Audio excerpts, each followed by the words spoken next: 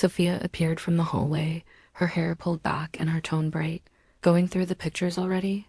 They're good, Harper said without looking away from the laptop. Some of them, I might even print. Sophia stepped behind her, resting a hand lightly on Harper's shoulder. Send me the ones you think are best. The casualness of her voice didn't match the glance she shot me, quick, sharp, and loaded with meaning. The rest of the morning was a blur of packing up the cabin. Every zipper, every clink of dishes into a box, every laugh from Riley, or... Jeanne felt muted under the hum of my own thoughts. Had Harper seen the wig slip? If she had, why wasn't she saying anything outright? And why did it feel like Sophia wanted her to figure it out? Before we left, Harper found me on the porch. I sent Sophia a few of the photos. She said, hands tucked into her jacket pockets. But there's one I didn't include. I thought, maybe you'd want it instead. She handed me a small envelope. Inside was a single print, me in the blue wrap dress, wind in my hair, looking out over the water dot. It was the exact moment. My wig had shifted. You can keep it, Harper said with a small smile. Sometimes the truth makes for the most beautiful picture. Before I could respond, she turned and walked inside, leaving me alone with the photo and a knot of dread tightening in my chest. That night, back home, Sophia placed the same photo. On my vanity, Harper gave this to you? She asked. I nodded. She knows. Sophia's smile was slow, deliberate. Good. That means we're right on schedule. 3 days after we got back from the cabin, Sophia told me we had dinner. Plans. Just a small gathering, she said casually while laying out a burgundy wrap dress on the bed. Harper will be there. I froze mid-step. Why? She invited us, Sophia replied, smoothing the dress like it was nothing. And I think it's time you relax into this. Her tone was calm, but her eyes gave away the truth. This wasn't about relaxation. This was about moving the game forward. The restaurant was upscale, dimly lit, and loud enough that private conversations stayed private. Or so I thought. Harper was already at the table, greeting us with a warm smile and a quick hug. She was dressed sharply, hair pulled back, eyes bright with that same probing curiosity she'd shown at the cabin. Helena, she said, holding my gaze a beat longer than necessary. I've been looking forward to tonight. As the evening went on, the conversation drifted from work to travel to funny stories about past relationships. I kept my head down, speaking only when necessary. Then Harper set her wine glass down and leaned slightly toward me. You know, she said, I was looking through more of those photos last night. Sophia glanced at me, but said nothing. There's one shot, Harper continued, where the wind caught you just right. It's almost transformative, like you're someone else entirely. Her smile was subtle, but the weight of her words landed heavy. Before I could respond, Sophia laughed lightly. That's the beauty of a good picture. It can capture the truth in ways we don't expect. She reached into her clutch and, to my horror, pulled out a small photo print. The photo. The one where the wig had shifted. My pulse roared in. My ears. She set it on the table between us, angled so Harper could see it clearly. There was a pause, just long enough for my skin to prickle. Then Harper smiled, almost like she'd won something. It's beautiful, she said simply and slid the photo back toward Sophia. The rest of dinner passed in a haze. I could barely taste the food, my mind spinning with questions. Harper had seen it, really seen it, and yet she hadn't. Called me out. Why? When we got home, Sophia closed the door behind us and leaned against it. Harper knows, I said flatly. She does, Sophia agreed. And she's not going to tell anyone. I narrowed my eyes. Because you asked her? Not to. Sophia's smile was slow and deliberate. Because she doesn't need to. That's not the point. Then what is the point? I asked. She stepped closer, her voice soft but sharp enough to cut. The point, Alex, is that you're not hiding anymore, even when you think you are. And soon you'll understand why that matters. Her hand brushed my cheek, a gesture that was both tender and unsettling, and I realized with a jolt that whatever reveal she'd been planning. It wasn't about Harper at all. It was about me. Saturday morning. I was still half asleep when Sophia dropped a garment bag on the bed. What's this? I mumbled. Your outfit for tonight, she said, as if that explained everything. Tonight? She smiled faintly. Remember that charity auction I told you about? Turns out they were short a couple of volunteers. I offered our help. The word volunteers sent a cold ripple down my spine. Sophia, who's going to be there? She zipped the garment bag open.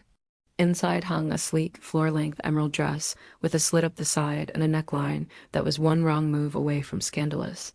"Everyone who matters," she said. "And a few people you used to know." My chest tightened. "Used to?" "No?" Her eyes locked on mine. "Yes, Alex, which is exactly why you'll be going as Alina." By evening, the transformation was complete. Hair styled in soft waves, makeup perfectly blended, the emerald dress hugging every contour Sophia had been molding for months. The mirror reflected a stranger I'd seen in pieces before, but never this fully formed. The car ride to the hotel was silent, except for the hum of the tires. My pulse was so loud I could barely hear myself think. The ballroom was a blur of glittering dresses, polished shoes, and polite laughter. A jazz quartet played near the stage. The crowd was dense enough that I thought I might slip through unnoticed, until I heard my name. Not Alina, my real name, Alex. I turned slowly. Standing a few feet away was Matt Carson, a former coworker from the dealership. He looked exactly the same, square jaw, easy smile, except now his eyes were darting from my face to my dress to Sophia, as if trying to make sense of the picture. Before I could answer, Sophia stepped in smoothly, extending her hand. "Alina," she said warmly, "Sophia's partner. You must be Matt." Matt blinked, shook her hand, then looked at me again. "Right? Sorry, you just look familiar." I forced a polite smile, praying my voice wouldn't betray me. "People say that sometimes." We moved on, but I could feel his eyes following us. "Relax," Sophia murmured. "You handled that perfectly." I wasn't so sure. Half an hour later, as we stood near the silent auction tables, Harper appeared out of nowhere. She looked stunning in a black gown, but her expression was pure mischief. "Making new friends?" she asked lightly, running. "Into old ones?" Sophia replied, sipping her champagne. Harper's gaze shifted to me. "You know, Alina, it's funny. The more people see you, the more they forget whatever they thought they knew before." Her words felt like a warning and a dare all at once. When the auctioneer called for the volunteers to join him on stage, Sophia took my hand and guided me forward. The crowd turned as we stepped under the lights, and as I looked out at the sea of faces, I saw Matt near the back, watching me with an expression I couldn't read. That was the moment I realized Sophia's plan had worked. Whether Matt recognized me or not, it no longer mattered, because I wasn't just Alex in a dress anymore. I was Alina on a stage, and there was no way to step back into the shadows without everyone seeing me leave. The stage lights were blinding, hot against my skin. I could barely make out faces in the crowd, just silhouettes and the faint shimmer of sequins. The auctioneer's voice boomed beside me, cheerful and relentless. "Let's hear it for our wonderful volunteers." A polite wave of applause rolled through the room. I smiled, the kind of rehearsed smile Sophia had drilled into me. Warm, composed, untouchable. "Alina," the auctioneer said, turning toward me with a grin, "you'll be helping present the next item." My pulse spiked. "Oh, sure." He gestured toward a sleek glass display case holding an ornate necklace. My job was to wheel it across the stage, turn slowly so the audience could see it from all angles, and then step back. Simple enough. Until the second turn, when I spotted him. Matt. No longer near the back. He'd moved closer, leaning casually against a table, but his eyes were locked on me. Not the polite interest of a stranger, the focused, searching gaze of someone trying to fit a puzzle piece into place. My grip on the display cart tightened. The wheels bumped slightly against the stage lip, and I almost stumbled.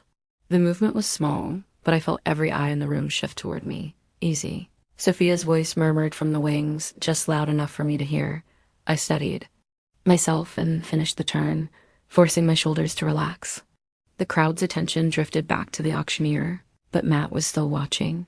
After the segment ended, we stepped down from the stage.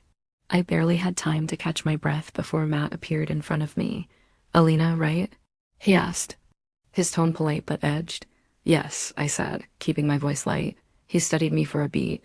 "We've met before, haven't we?" Sophia slid smoothly between us, looping her arm through mine.